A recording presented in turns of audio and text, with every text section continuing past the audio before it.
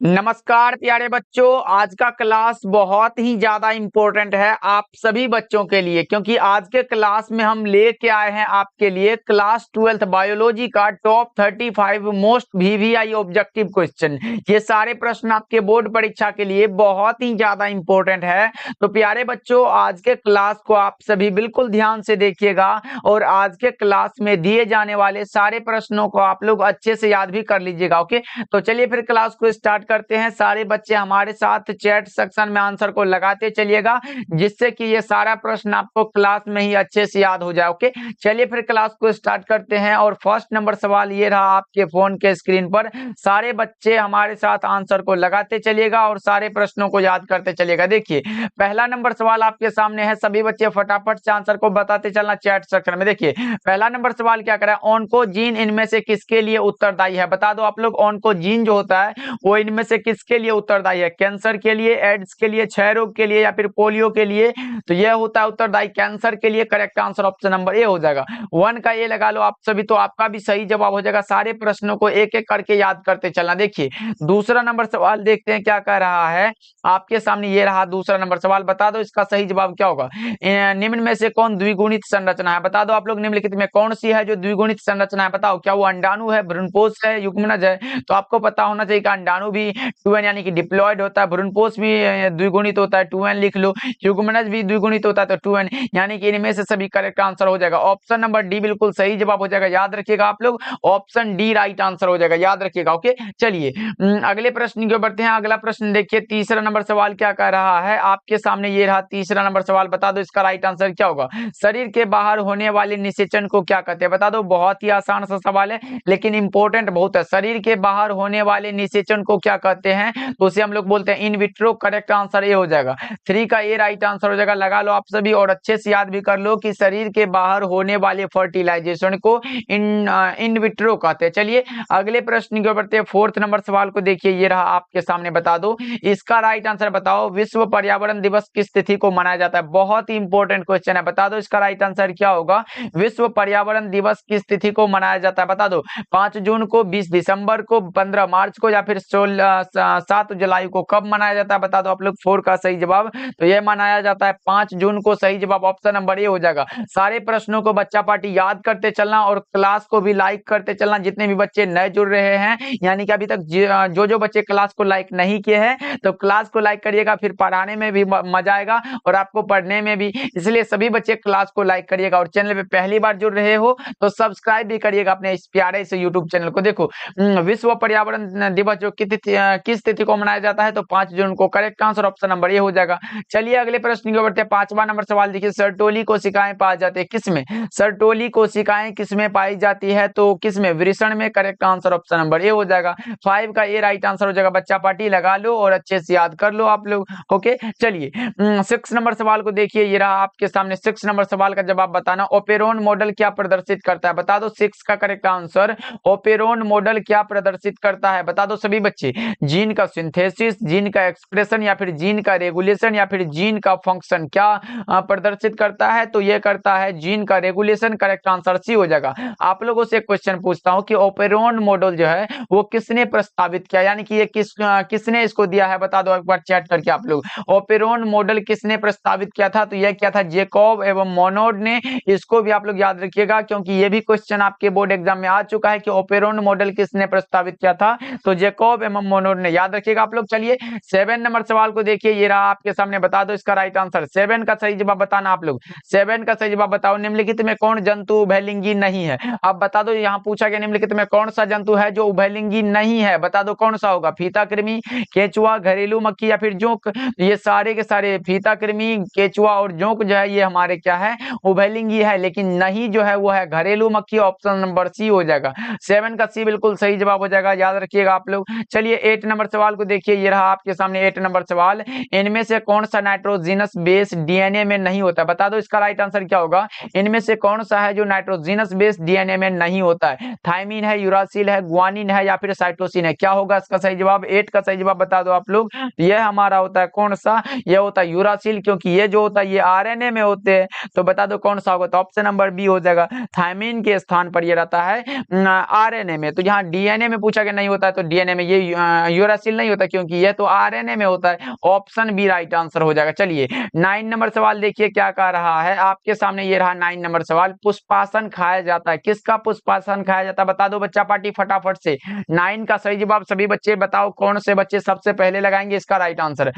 पुष्पासन खाया जाता है किसका, शरीफा का, सेब का, नारंगी का, या फिर इन सभी का। तो पुष्पासन जो खाया जाता है वो खाया जाता है सेब का। Option number B right answer है। 9 का बी हो जाएगा बिल्कुल सही जवाब। इनमें से सभी नहीं होगा, क्योंकि ये शरीफा का नहीं खाया जाता है, नारंगी का भी नहीं खाया जाता है, खाया जाता है सेब का। ऑप्शन बी सही जवाब हो जाएगा। चलिए 10 नंबर सवाल को देखिए क्या कह रहा है, बता दो इसका सही जवाब क्या होगा। जनसंख्या अधिक होने से क्या होता है, ये भी बहुत ही इंपॉर्टेंट क्वेश्चन है आपके सामने, बता दो इसका राइट आंसर क्या होगा।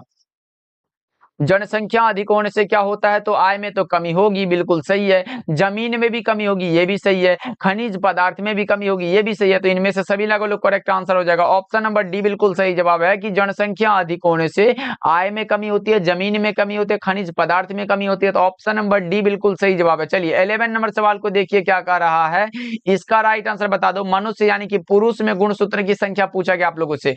एक होता है स्त्री में भी होता है, तो स्त्री में क्या होता है, तो स्त्री में हमारा होता है 44 प्लस होता है, और इसमें भी 44 प्लस होता है। और ये आपको बताना है कि कौन स्त्री में कितना होता है और पुरुष में कितना होता है। तो ये पुरुष के लिए पूछे तो 44 प्लस एक्स वाई होता है, पुरुष के लिए पूछे 44 प्लस एक्स वाई होता है, और स्त्री के लिए पूछे तो एक्स होता है। इसको भी आप लोग याद रखिएगा। ये किसके लिए है, तो स्त्री के लिए है, इसको आप लोग कहीं कॉपी में लिख लो। और ये किसके लिए है, तो पुरुष के लिए, दोनों को लिख लो आप लोग। पुरुष के लिए पूछे तो 44 प्लस एक्स वाई होता है, और स्त्री के लिए 44 प्लस एक्स एक्स होता है। तो करेक्ट आंसर कौन सा होगा, आप लगा लो कौन सा होगा। तो ऑप्शन नंबर बी हो जाएगा राइट आंसर, क्योंकि अगर एक्स वाई रहे तो ये पुरुष के लिए होता है। चलिए अगले प्रश्न की ओर बढ़ते हैं। 12 नंबर सवाल को देखिए क्या कह रहा है, बता दो इसका सही जवाब क्या होगा। एसिटाबुलेरिया निम्न में से क्या है, बता दो आप लोग। 12 का करेक्ट आंसर एसिटाबुलेरिया निम्न में से क्या है, बताएंगे सभी बच्चे। एसिटाबुलेरिया निम्न में से क्या है, जीवाणु है, शैवाल है, प्रोटोजोआ है, या फिर सिंगल सेल प्रोटीन है, क्या है बता दो। 12 का करेक्ट आंसर तो यह है शैवाल। Option number B right answer है। 12 का बी सही जवाब हो जाएगा। 13 नंबर सवाल की ओर बढ़ते हैं, ये रहा आपके सामने, बता दो। 13 का सही जवाब बताएंगे सभी बच्चे।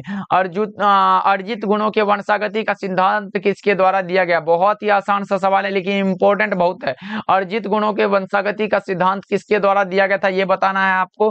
13 का सही जवाब बता दो, ये दिया गया था लेमार्क साहब के द्वारा। ऑप्शन बी राइट आंसर है। 13 का बी सही जवाब हो जाएगा। चलिए 14 नंबर सवाल को देखिए क्या कर रहा है, मात्र 35 ऑब्जेक्टिव है। सारे बच्चे हमारे साथ लास्ट तक बने रहिएगा और सारे प्रश्नों को आप लोग याद भी करते चलिएगा। देखिए 14 नंबर सवाल क्या कर रहा है, दूध से दही बनाने में किस जीवाणु का उपयोग होता है, बहुत ही आसान सा सवाल है। यह होता है लैक्टोबैसिलस का करेक्ट आंसर बी हो जाएगा। 14 का बी क्या होगा, तो राइट आंसर हो जाएगा। याद रखिएगा आप लोग, बहुत ही ज्यादा इंपॉर्टेंट है। चलिए 15 नंबर सवाल को देखिए, ये रहा आपके सामने, बताना इसका राइट आंसर क्या होगा। मलेरिया रोग उत्पन्न होता है किससे होता है, तो यह होता है मादा एनोफिलिस मच्छर से। करेक्ट आंसर कौन सा होगा, तो ऑप्शन नंबर बी हो जाएगा। 15 का बी राइट आंसर हो जाएगा। बच्चा पार्टी लगा लो और अच्छे से याद भी कर लो कि मलेरिया जो रोग उत्पन्न होता है वो होता है मादा एनोफिलिस मच्छर से। Option number B right answer हो जाएगा। और ध्यान से क्लास को भी लाइक करते चलिएगा आप लोग। देखो बच्चा पार्टी, सारी चीज हम आपको फ्री में प्रोवाइड करते हैं, ऐसा शायद ही चैनल होगा जो आपको सारा चीज फ्री में देता होगा। इसलिए तो आप लोग समझा करो मेहनत को, सब्सक्राइब भी करना, चैनल पे पहली बार जुड़े हो आप लोग तो लाइक भी करना क्लास को। ओके चलिए 16 नंबर सवाल देखिए क्या कर रहा है आपके सामने, ये रहा। बता दो गेंडा अभ्यारण्य किस राज्य में अवस्थित है, बता दो। बहुत ही आसान सा सवाल है, गेंडा अभ्यारण्य किस राज्य में स्थित है, तो असम में है। Option number A right answer है। ऑप्शन ए सही जवाब हो जाएगा 16 का ए राइट आंसर है। चलिए 17 नंबर सवाल को देखिए क्या कर रहा है, इसका राइट आंसर बता दो। पारिस्थितिकी तंत्र में आहार श्रृंखला में ऊर्जा का प्रवाह कैसा होता है, बता दो आप लोग। इसका राइट आंसर क्या होगा, पारिस्थितिकी तंत्र की आहार श्रृंखला में ऊर्जा का प्रवाह कैसा होता है। जैसे अगर मान लो यहाँ है घास, घास को कौन खाती है, तो बकरी। यहाँ पे लिख लो कौन सा, तो बकरी लिख लो। बकरी को कौन खाता है, तो शेर लिख लो। यहाँ पे देखो शेर लिख लो। यहाँ एक दिशीय हो रहा है, मतलब एक दिशीय राइट आंसर हो जाएगा। Option number A right answer है। ये इधर से इधर नहीं हो रहा है, बीच में भी नहीं, यहाँ डायरेक्ट है। घास को बकरी, बकरी को शेर। ऑप्शन नंबर कौन सा होगा, तो ए हो जाएगा। 18 नंबर सवाल को देखिए क्या कह रहा है, बता दो इसका राइट आंसर क्या होगा। 18 का सही जवाब बताना सभी बच्चे। इनमें कौन सा रक्त समूह सार्वभौमिक रक्तदाता यानी कि सबको देने वाला कौन सा होता है, तो वो हमारा होता है वो। Option number D right answer. Option D बिल्कुल सही जवाब हो जाएगा बच्चों, याद रखिएगा। चलिए 19 नंबर सवाल सवाल को देखिए, ये रहा आपके सामने, बता दो इसका राइट आंसर क्या होगा। एक संकर क्रॉस का फिनोटाइपिक अनुपात क्या होता है। एक संकर के लिए अगर आपसे पूछा गया हो, एक संकर का फिनोटाइपिक अनुपात पूछे तो 1:2:1 होता है। ऑप्शन नंबर ए हो जाएगा, ऑप्शन ए सही जवाब हो जाएगा, याद रखिएगा सभी बच्चे। ओके चलिए 20 नंबर सवाल को देखिए क्या कह रहा है, बता दो इसका राइट आंसर क्या होगा। 20 का सही जवाब बता दो। WHO के द्वारा ध्वनि प्रदूषण का कौन सा मानक सही है, बता दो आप लोग। WHO के द्वारा यानी कि वर्ल्ड हेल्थ ऑर्गेनाइजेशन के द्वारा ध्वनि प्रदूषण का कौन सा मानक सही है, बता दो। 20 का करेक्ट आंसर क्या होगा, यह होता है 20 से 30 decibel. Option number A right answer है, 20 का ये सही जवाब हो जाएगा बच्चों, याद रखिएगा। चलिए अगले प्रश्न को बढ़ते हैं। 21 नंबर सवाल देखिए, भ्रूणपोष की सेंट्रल कोशिका कौन सी है। ये भी क्वेश्चन बैंक में कई बार आपके बोर्ड एग्जाम में आ चुका है, इसलिए क्वेश्चन बैंक में दिखा तो मैंने इसको सिलेक्ट किया। द्वितीय केंद्रक होता है, option number B right answer है। कौन सा होगा, तो option number B right answer हो जाएगा, याद रखिएगा आप लोग। चलिए अगले प्रश्न को बढ़ते हैं। अगला प्रश्न को देखते हैं क्या कर रहा है आपके सामने, ये रहा, बता देना इसका राइट आंसर क्या होगा। 22 नंबर सवाल का जवाब, बीज चूल खाया जाता है। बहुत ही आसान सवाल है, लेकिन कंफ्यूजन नहीं होना। बता दो इसका राइट आंसर क्या होगा। बीज चूल किसका खाया जाता है, बता दो सभी बच्चे। बीज चूल किसका खाया जाता है, सभी बच्चे बताएंगे। बीज चोल जो खाया जाता है वो खाया जाता है, एक तो खाया जाता है लीची का, एक हमारा कौन सा, तो लीची का। दूसरा कौन सा, तो शरीफा का, शरीफा का होता है। और किसका, तो जायफल का, जायफल का। तो देख लो कौन सा ऑप्शन में दिया गया, लीची है, शरीफा है, जायफल है। ले शरीफा दिखाई दे रहा है, ऑप्शन नंबर ये लगा लो, क्योंकि सेब का नहीं खाया जाता है, नारंगी का भी नहीं खाया जाता है, इनमें से कोई ऐसा भी तो होगा नहीं। Correct answer option number A हो जाएगा। चलिए अगले प्रश्न को बताए। 23 नंबर सवाल देखिए, उभयलिंगी प्राणी कौन सी है। उभयलिंगी प्राणी बता दो कौन सा है। मुर्गी है, सांप है, ये तो दोनों क्या है, तो अंडज प्राणी है, तो ये तो नहीं होगा। ये अंडा देने वाला प्राणी है, ये भी, ये और भी दोनों तो होगा नहीं। तो कौन सा, केचुआ जो है ये हमारा द्विलिंगी प्राणी है। ऑप्शन नंबर डी बिल्कुल सही जवाब हो जाएगा। ओके चलिए 24 नंबर सवाल को देखिए क्या कह रहा है, बता दो। डोडो क्या है। डोडो जो है ये हमारा विलुप्त प्रजाति है। ऑप्शन नंबर कौन सा होगा, बता दो। डोडो जो है विलुप्त प्रजाति है, option number A right answer है। 24 का ए राइट आंसर हो जाएगा, याद रखिएगा सभी बच्चे। चलिए अगले प्रश्न को बढ़ते हैं। 25 नंबर सवाल ये रहा आपके सामने, बता दो इसका राइट आंसर क्या होगा। किससे कृत्रिम बीज का निर्माण किया जाता है, किससे किया जाता है, बता दो आप लोग। किससे कृत्रिम बीज का निर्माण किया जाता है। कायिक भ्रूण से, बहुभ्रूण से, या फिर ए और बी दोनों से, या इनमें से कोई नहीं। तो यह किया जाता है कायिक भ्रूण से। Option number A right answer हो जाएगा, ऑप्शन नंबर ए बिल्कुल सही जवाब हो जाएगा, सभी बच्चे याद रखिएगा। चलिए अगले प्रश्न के ऊपर 27 नंबर सवाल देखिए क्या 26 नंबर सवाल देखिए, कल्याण सोना किसका किस्म है। बहुत ही आसान सा सवाल है, कल्याण सोना किसका किस्म है बताएंगे। 26 का करेक्ट आंसर, 26 का सही जवाब हो जाएगा गेहूं का प्रोन्नत किस्म है। ऑप्शन नंबर ए हो जाएगा सही जवाब, याद रखिएगा आप लोग। 26 का करेक्ट आंसर हो जाएगा। ओके चलिए अगले प्रश्न के बाद 27 नंबर सवाल देखिए क्या कह रहा है आपके सामने, ये रहा, बता दो। गिर राष्ट्रीय उद्यान विख्यात है किसके लिए। गिर राष्ट्रीय उद्यान का एक दूसरा भी नाम होता है जिसको हम लोग बोलते हैं कौन सा, सासन गिर के नाम से भी इसको हम लोग जानते हैं। सासन गिर या फिर गिर राष्ट्रीय उद्यान जो है ये किसके लिए विख्यात है, तो सिंह यानी कि शेर के लिए। Option number B right answer हो जाएगा, याद रखिएगा। और ये गुजरात में स्थित है, इसको भी आप लोग याद रखिएगा। 28 नंबर सवाल देखिए क्या कह रहा है, बता दो इसका सही जवाब क्या होगा। मानव रुधिर ओ वर्ग में अगर पूछे ए बी वर्ग में क्या होता है, ए बी वर्ग में अगर पूछे तो ए बी वर्ग में एंटीबॉडी अनुपस्थित होते हैं, लेकिन ओ वर्ग में एंटीजन अनुपस्थित होते हैं। ऑप्शन नंबर ए हो जाएगा। ओ वर्ग के लिए option number A right answer, अगर ए बी वर्ग के लिए पूछे तो एंटीबॉडी अनुपस्थित होते हैं, दोनों को याद रखिएगा आप लोग। चलिए 29 नंबर सवाल को देखिए क्या कह रहा है, बता दो इसका सही जवाब क्या होगा। लाइकेन किसका सूचक होता है। लाइकेन जो होता है वो होता है SO2 प्रदूषण का। ऑप्शन बी सही जवाब है, ऑप्शन बी राइट आंसर हो जाएगा। 29 का क्या होगा, तो ऑप्शन नंबर बी हो जाएगा। लाइकेन जो सूचक होता है वो होता है SO2 का। चलिए अगले प्रश्न को बढ़ते हैं। 30 नंबर सवाल का जवाब बताना आप लोग। 30 का सही जवाब सभी बच्चे बताएंगे। मिट्टी को उपजाऊ बनाने में कौन सहायक है। मिट्टी को उपजाऊ बनाने में कौन सहायक होता है, तो जैविक खाद। Option number B right answer है, यानी कि जीवों के द्वारा प्राप्त खाद जो होता है वो जैविक खाद होता है। ऑप्शन बी राइट आंसर हो जाएगा। चलिए 31 नंबर सवाल को देखते हैं, ये रहा आपके सामने, बताना इसका राइट आंसर क्या होगा।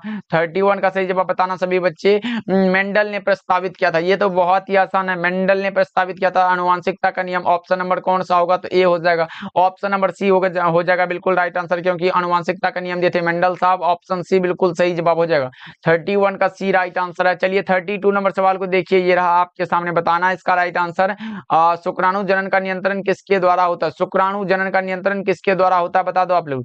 शुक्राणु जनन का नियंत्रण किसके द्वारा होता है, तो यह होता है ल्यूटिनाइजिंग हार्मोन के द्वारा। Option number B right answer है। क्या, तो LH यानी कि ल्यूटिनाइजिंग हार्मोन होता है जिसका फुल फॉर्म याद रखिएगा आप लोग। चलिए 33 नंबर सवाल देखिए क्या कह रहा है, बता दो इसका सही जवाब क्या होगा। एगारोज किससे प्राप्त किया जाता है? एगारोज जो है वो किससे प्राप्त किया जाता है बताएंगे सभी बच्चे। तो यह किया जाता है समुद्री घास से प्राप्त। ऑप्शन नंबर ए सही जवाब है। 33 का ये राइट आंसर है, याद रखिएगा सभी बच्चे। चलिए 34 नंबर सवाल को देखिए क्या कह रहा है, बताना इसका राइट आंसर। गोल्डन राइस में पाया जाता है, क्या पाया जाता है? तो गोल्डन राइस, या फिर इसको और भी चीज बोलते हैं जिसको हम लोग क्या बोलते हैं, सुनहरा धान। सुनहरा धान भी इसी को बोलते हैं। सुनहरा धान रहे या फिर गोल्डन राइस रहे, सुनहरा धान होगा। कौन सा होगा बता दो आप लोग। सुनहरा धान होगा, ये भी एक ही बात है। तो बता दो सुनहरा धान में कौन सा होता है? ये हमारा होता है विटामिन, विटामिन ए होता है। तो कौन सा होगा? तो ऑप्शन नंबर ए हो जाएगा। ऑप्शन ए बिल्कुल सही जवाब है। 35 नंबर सवाल देखिए क्या कह रहा है, बता दो इसका राइट आंसर। प्रोटोप्लास्ट कल्चर का फ्यूजोजेन क्या है? प्रोटोप्लास्ट कल्चर का फ्यूजोजेन क्या होता है, बता दो इसका राइट आंसर। इसका सही जवाब बता दो सभी बच्चे। प्रोटोप्लास्ट कल्चर का फ्यूजोजेन क्या है? तरल नाइट्रोजन है, पीईजी है, लैक्टिक अम्ल है, या इनमें से सभी? ये होता है polyethylene glycol. Option number B right answer है। 35 का बी राइट आंसर हो जाएगा। पॉलीएथिलीन ग्लाइकोल होता है जिसका फुल फॉर्म पीईजी होता है। ओके जी। तो चलिए आज के क्लास में हम लाए थे आपके लिए 35 ऑब्जेक्टिव, जो हमारा क्लास कंप्लीट हुआ 35 ऑब्जेक्टिव का। इन सारे प्रश्नों को आप लोग अच्छे से याद कर लीजिएगा। ओके जी, मिलते हैं फिर अगले क्लास में। सारे बच्चे क्लास को लाइक जरूर करिएगा, क्लास को लाइक करिएगा, और चैनल पे पहली बार जुड़े हो तो सब्सक्राइब भी करके जुड़ जाओ हमारे साथ। ओके जी, मिलते हैं फिर अगले क्लास में।